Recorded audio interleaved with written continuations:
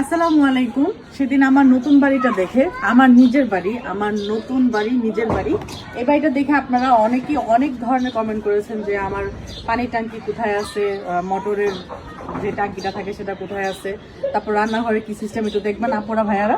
তো আজকে আবার আপনাদের জন্য আমি আবার আসলাম ভিডিও করার জন্য। সচরাচর আমি এই বাড়ি নিয়ে এত ভিডিও এখনো করিনি, মানে মনে হলো যে যেহেতু আমার একটা জিনিস হয়েছে আপনাদেরকে একটু দেখাই।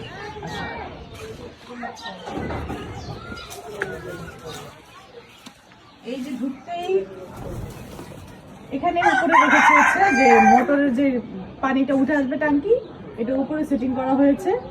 এখানে এখনো বসবাসযোগ্য আমি করিনি, কিছুদিন 2-3 মাস ভিতরে ইনশাল্লাহ হয়ে যাবে বুঝানো।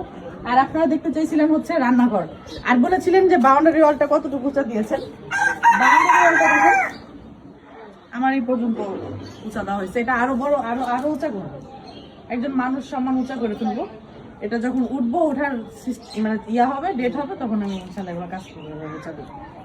আর এই যে হচ্ছে বলছিলাম যে কারেন্ট নিচ্ছেন কিনা আপু, কিভাবে কি, হ্যাঁ কারেন্টের এই যে অলরেডি কারেন্ট আছে, মানে সবকিছুই ওকে আছে, শুধু এখন আসতে হবে।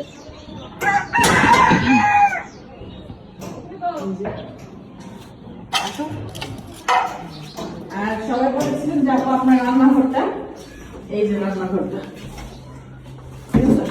এই যে এটা হচ্ছে রান্নাঘর, হবে এটা বেসিন, নিচে একটা ছোট বেসিন আছে, উপরে ক্যাবিনেটটা আছে, এখানে আমি ক্যাবিনেট করে তুলবো।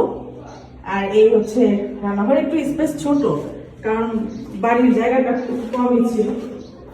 আর বড় বেডরুম হবে, ওই পাশ থেকে ওই খালি জায়গাতে আরেকটা বেডরুম করা হবে, এখান থেকে এখানে আরেকটা বেডরুম দেওয়া হবে, মাঝখানে টয়লেট আছে, আর হচ্ছে ওই পাশ থেকে একটু এই হচ্ছে আমার বাড়ি। আর এদিকে আসো, এই যে উপরে একটা লাইট সিস্টেম করা হয়েছে, যেমন বৃষ্টির রাতে বা অন্য অন্ধকার হয়ে গেলে, সন্ধ্যা হয়ে গেলে এই যে এখানে একটা লাইট জ্বলবে সবসময়, এরকম আর কি। আর এই সাইডটুকু একটু খালি রাখবো, আর এখান থেকে একটা বড় বেড হবে, এটাকে একটু ডাইনিং হবে ব্যাস। আর যদি ভবিষ্যতে উপর দিকে ফ্লোর বাড়ানো হয় তাহলে তো অনেক ভালোই লাগবে। এটা এখন ভবিষ্যতে প্ল্যানিং আছে, এখন না। আর হচ্ছে আপনারা যা যা জানতে চেয়েছিলেন সবকিছুই জানাইলাম। উপরের এই এটা হচ্ছে আপনারা জানতে চেয়েছিলেন যে কতটুকু আছে পানির এই ট্যাঙ্কিটা, এটা হচ্ছে 1000 লিটার।